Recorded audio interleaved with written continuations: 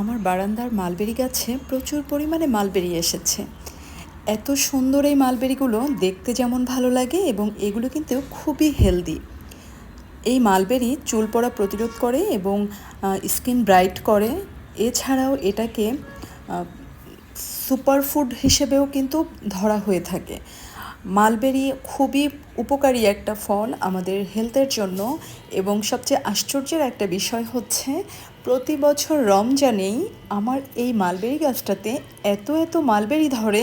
আলহামদুলিল্লাহ, আমি অনেক অনেক থ্যাঙ্কস দিতে চাই আমার গডকে যে আমাকে এত সুন্দর একটা গাছে এত ফল দিয়ে ভরিয়ে তুলেছে। আলহামদুলিল্লাহ, আলহামদুলিল্লাহ, শুক্রিয়া জানাই আল্লাহর কাছে।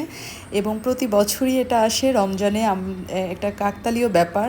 এই গাছটাতে কিন্তু শীত ছাড়া সারা বছরই ফলন হয়, কিন্তু কেন যেন প্রতি বছর রমজানেই আমার এই গাছটাতে বেশি ফলন আসে।